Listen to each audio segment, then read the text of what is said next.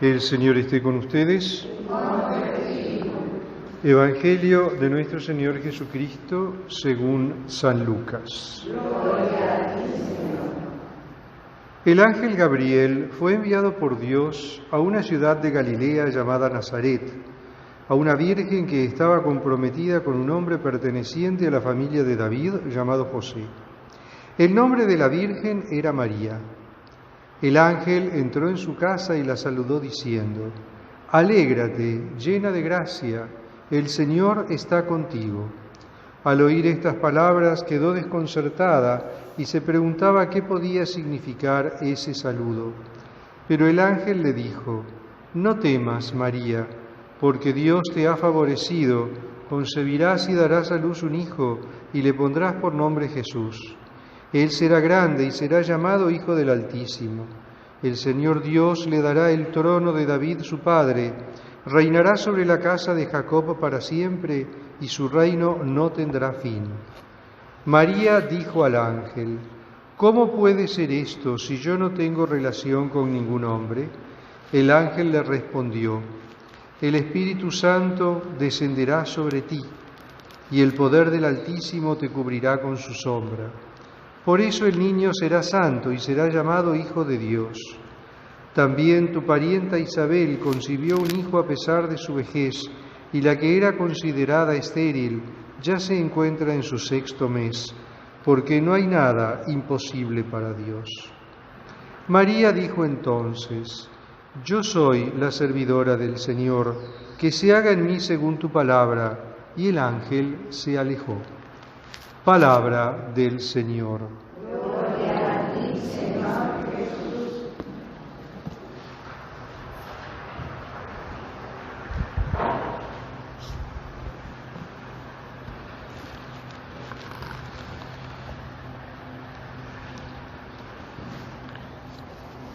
Así, en el comienzo del año litúrgico, en este tiempo de Adviento, hacemos un paréntesis para celebrar esta hermosa fiesta en honor de la Santísima Virgen María, esta fiesta de la Inmaculada Concepción.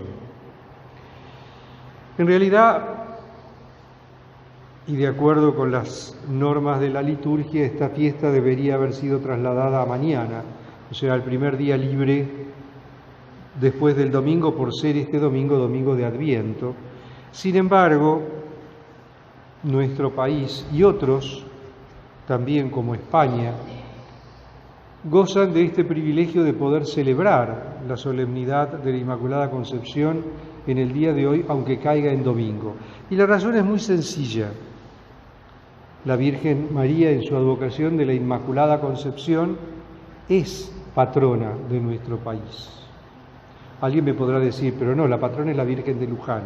Sí, es cierto, pero la Virgen de Luján, la imagen de la Virgen de Luján, es una imagen de la Inmaculada Concepción, que hoy nosotros no podemos apreciarlo porque está toda cubierta para poder proteger esa pequeña estatuita de arcilla y para que no se deteriore la arcilla precisamente con la que está hecha. Entonces fue cubierta con láminas de plata y además la recubre un vestido, una vestimenta que está hecha a propósito para cuidar y proteger la imagen. Pero originalmente la imagen es una imagen de la Inmaculada Concepción. Este misterio de la Inmaculada Concepción es uno de los 4 dogmas marianos que fue definido en el año 1854 por el Beato Pío IX. Tiene como principio, como fundamento, y como todo dogma mariano está en función del dogma cristológico y de la figura de Cristo. El dogma de la Inmaculada Concepción establece que es conciencia de fe del pueblo de Dios que la Santísima Virgen María fue preservada de toda mancha de pecado original en previsión de los méritos de Cristo. Existía una cierta predestinación en la persona de María, de que ella sería la madre de Jesús. Entonces, en previsión de los méritos de Cristo, en previsión de esa predestinación de parte de Dios, ella iba a ser preservada de toda mancha de pecado original. ¿Esto qué significa? Significa que en ella no se veían ni se experimentaban las consecuencias del pecado. Si nosotros prestamos atención en la primera lectura, tenemos el relato del pecado original. ¿Y cuáles son las consecuencias de ese pecado original? Una de las primeras consecuencias del pecado original es el no hacerse cargo de la propia responsabilidad ante los hechos. Fíjense que hay quienes, medio en chiste, pero bastante en serio, dicen que ese relato del Génesis es el relato de la invención de la excusa.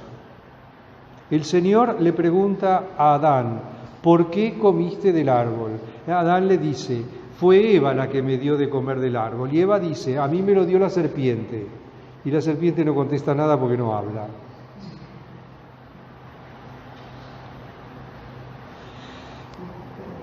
Otra consecuencia del no hacerse cargo de las propias responsabilidades. Otra consecuencia del pecado original. La desnaturalización y la corrupción de la sexualidad. El hombre tuvo vergüenza porque vio que estaba desnudo y se cubrió.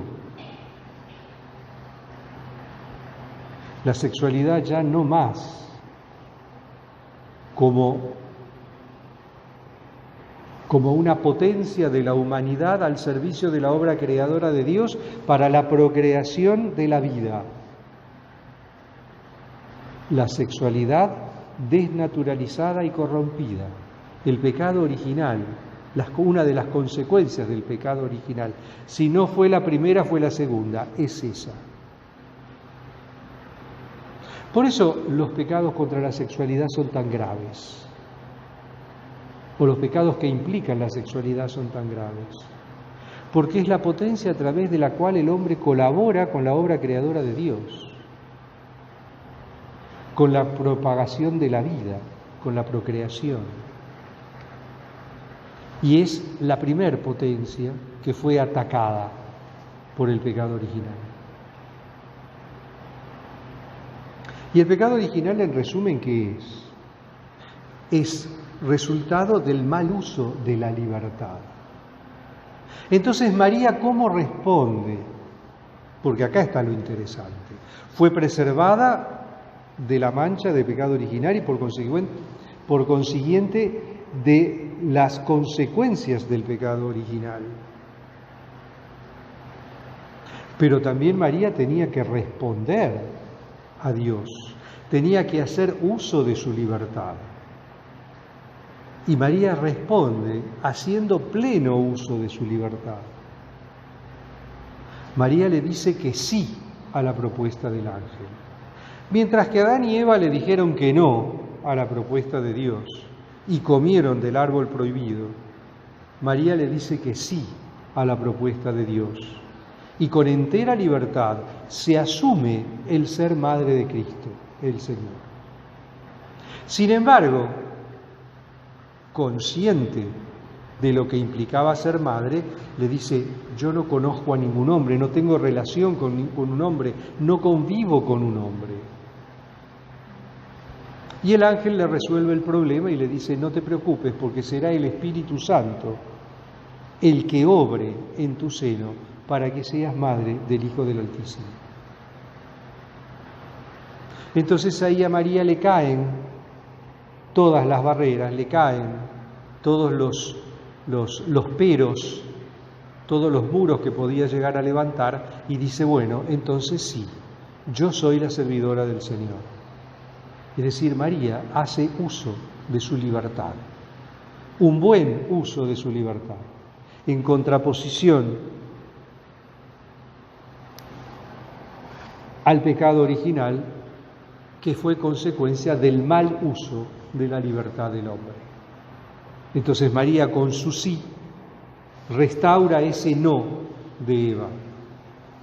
María con su sí restablece esa relación entre Dios y el hombre que Eva con su no había cortado.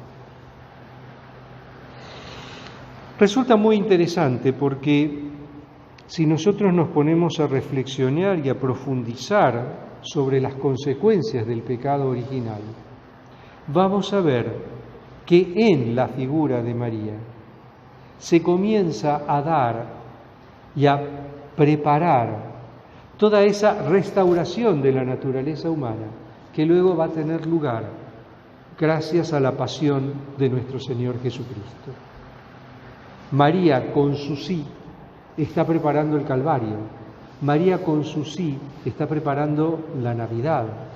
María con su sí está preparando el restablecimiento de la unidad del hombre con Dios, de la unión del hombre con Dios, que se va a dar a través del hombre Dios, que es Jesús de Nazaret. Es un misterio de fe, es uno de los dogmas de nuestra fe, o sea, es uno de esos misterios que estamos llamados a creer, porque han sido así definidos por la autoridad de la Iglesia y porque están en la conciencia del pueblo de Dios desde tiempos inmemoriales. Hay muchos para los cuales esta celebración tal vez no signifique nada, pero sé que para muchos de nosotros significa mucho. Pensemos solamente que hasta no hace muchos años atrás era el día de las primeras comuniones, también el 8 de diciembre. Y estoy seguro que muchos de nosotros tomamos la primera comunión el 8 de diciembre. Y creo que si hay un momento en la infancia que es muy fuerte, que es muy significativo, es el día de la primera comunión. Entonces, tal vez dentro de un rato, muchos también nos acercaremos a recibir a Cristo en la Eucaristía. Abramos nuestro corazón al Señor y recordando el día de nuestra primera comunión, pongamos también ante el Señor nuestro corazón y pidámosle tener esos mismos sentimientos que nos acompañaron el día de nuestra primera comunión. Alabado sea Jesucristo.